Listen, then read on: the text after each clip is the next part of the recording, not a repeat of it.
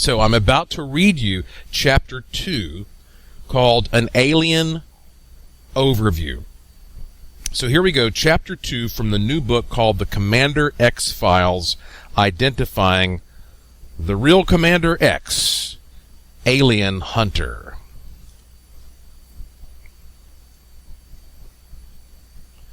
The most horrifying truth that ever confronts a researcher into UFOs and aliens is the realization that at a certain point, forces within the U.S. government capitulated to, and at least to a certain degree, joined forces with the aliens in their goal to dominate the Earth.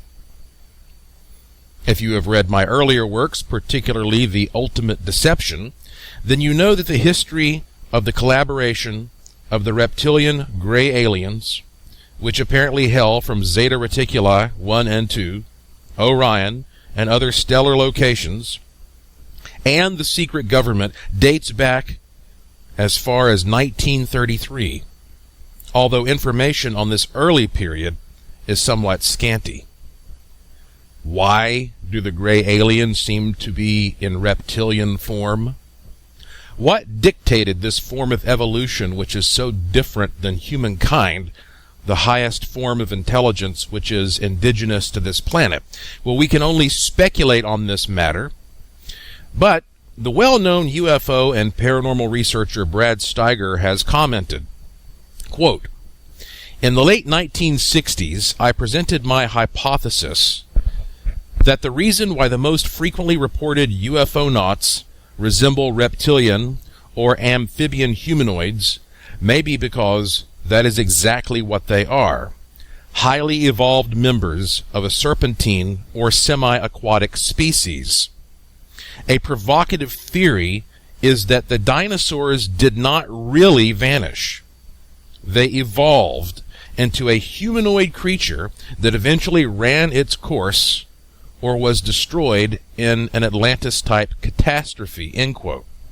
Goes on to say, Steiger also says, quote, "I had developed this hypothesis considerably, so I was delighted when I received word that Dale Russell and Ron Seacon of Canada's National Museum of Natural Sciences of Ottawa had fashioned a model of a humanoid dinosaur using Stenotchosaurus and Echolus as their inspiration.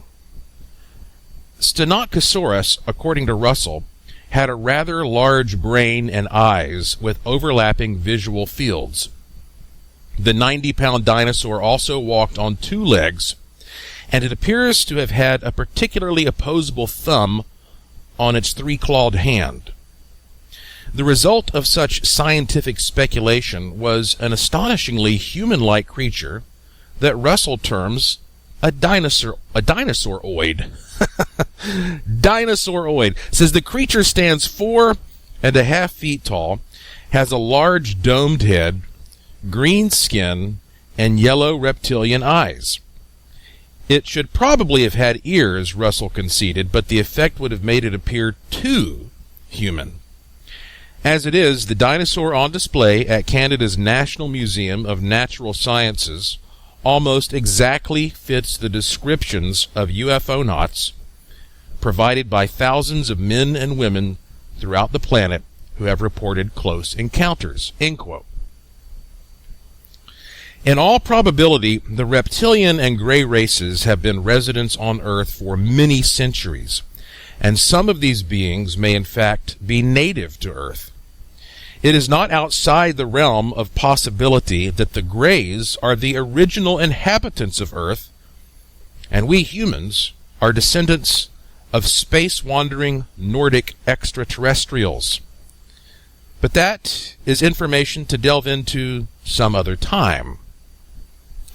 The insightful researcher who conceals his identity with the nom de plume Branton has done a good deal of investigation into the historical nature of the reptilians and their early contact with the human race on Earth, and has detailed it in his research paper titled The Cult of the Serpent.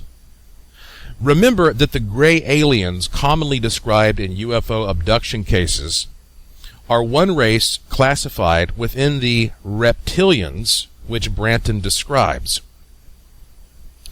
The possibility that an ancient reptilian saurian race may exist below the surface of this planet is not an idea which is relatively new.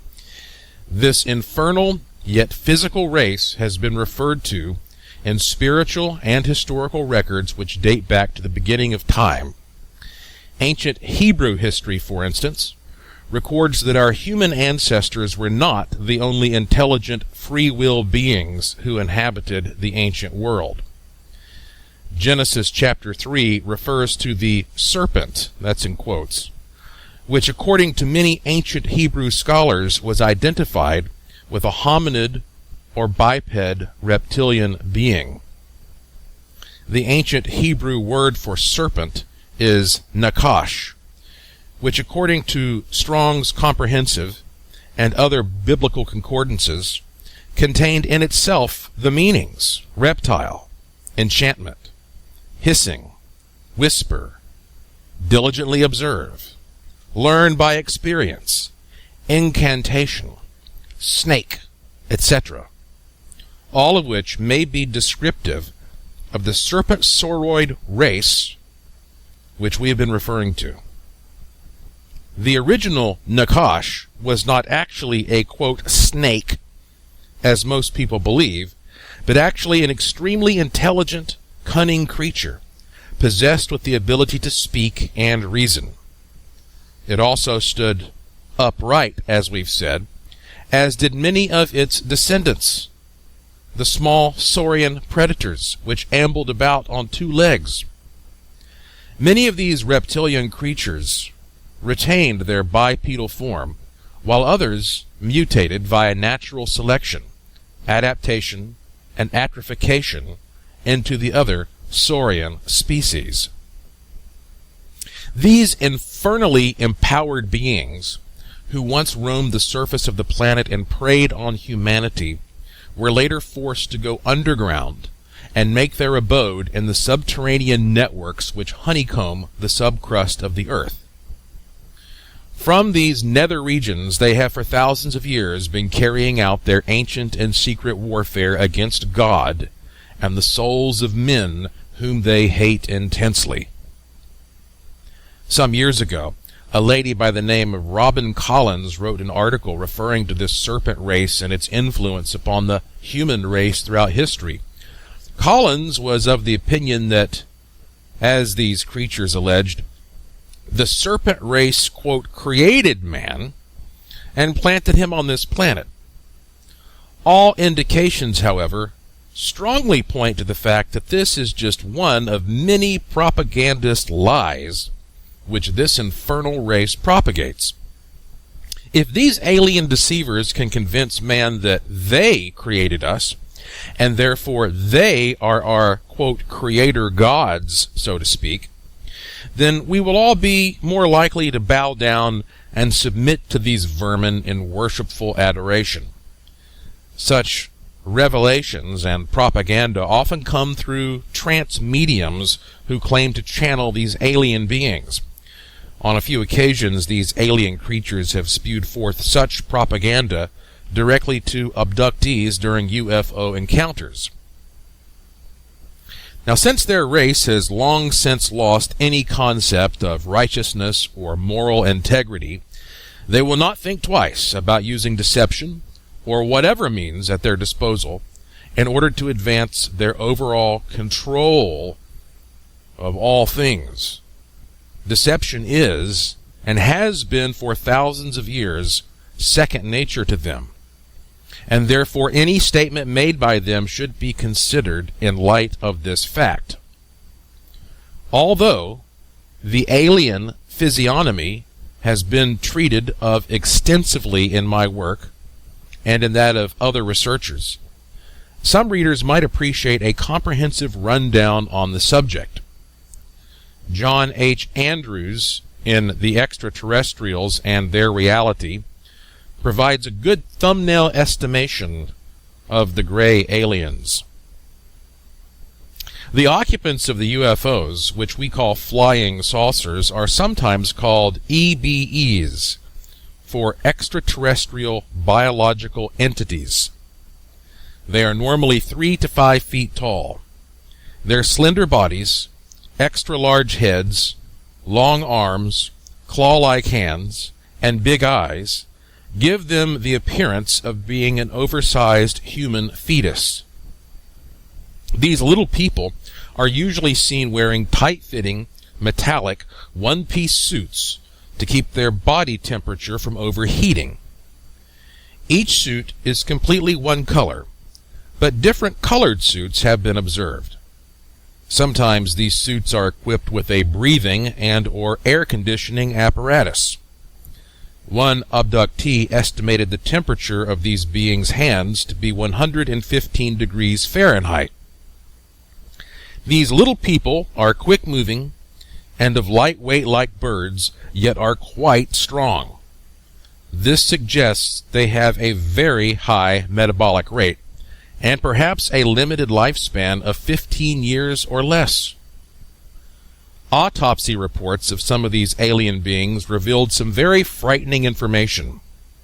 Their feet, genitalia, breasts, digestive tracts, lymphatic systems, vocal cords, earlobes, noses, mouths, teeth, lips, and eyelids all appear to be atrophied and partially or completely absent because of either evolutionary degeneration or because of gene damage suffered as a result of some sort of nuclear holocaust or a gene splicing experiment which went wrong. Their eyes appear to have no pupils or irises. Their hands most often have only 4 fingers, with the little finger missing. Some hands are webbed. They have a smooth reptilian skin which has been observed to have various colors from tan, yellowish green, pinkish green to gray, but never plain green. They have a heart and a single lung. Their bodies hold a transparent liquid containing no red blood cells which could carry oxygen. Witnesses who claim they have been in one of the underground UFO bases describe having seen large containers with an amber liquid containing the body parts of human beings and cattle which had been mutilated. Some evidence suggests that the victims of these mutilations had their blood drained and body parts removed while they were still alive. This may have been done to preserve the effectiveness of the antibodies in the blood to protect the ETs from earthly microorganisms and viruses, because their immune systems had long ago ceased to function. The body parts and blood from the victims in these containers were apparently being processed with hydrogen peroxide to produce a liquid food for the alien beings. To eat, they either soak their bodies in this liquid or rub it on their hands. The nutrients are absorbed through their skin, and their waste products are expelled through their skin also. These little people seem to communicate with one another and with some unseen intelligence by mental telepathy. However, certain electronic devices have been seen on these people which could enhance this process. A pencil-like device, which can emit light, is often seen held by the beings to temporarily paralyze humans when it is turned on them. Whenever a group of the little saucer people are seen together, it has been noted that their heads and faces are identical, suggesting they might be clones. Sometimes their bodies have different proportions, conceivably by design, so that some of them would be better adapted for the particular jobs they will perform. Their brain is possibly 40% larger than that of humans. It contains an extra segment in the front of their heads in the location where mystics tell us our third eye is located. There are several functions which most humans cannot do, which the ETs have been seen to do. These functions could be attributed to the workings of this extra segment of their brains.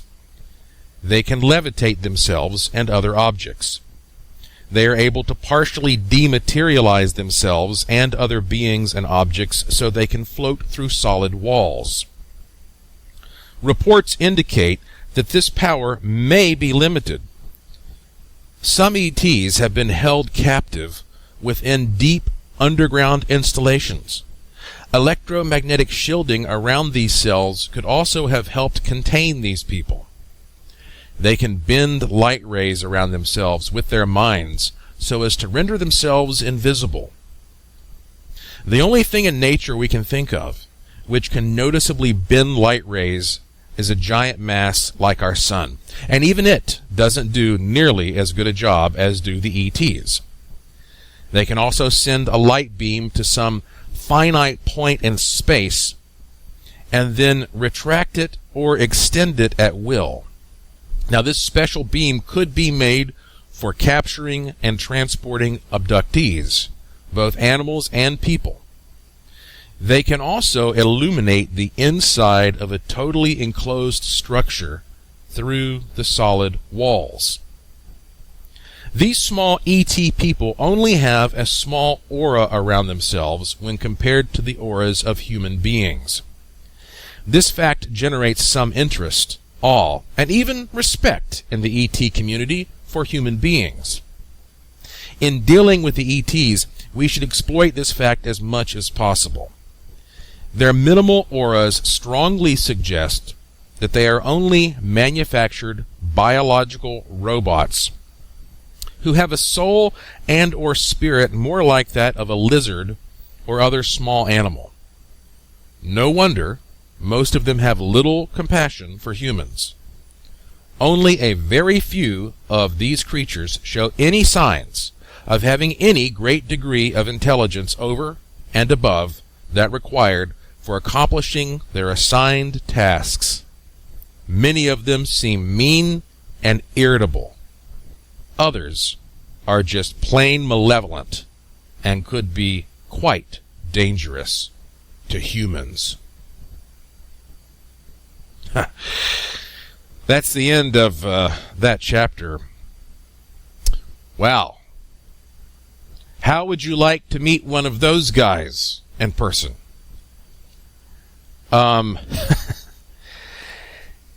You know, when you read stuff like that, and you keep an open mind, you start thinking about all kinds of bizarre things. And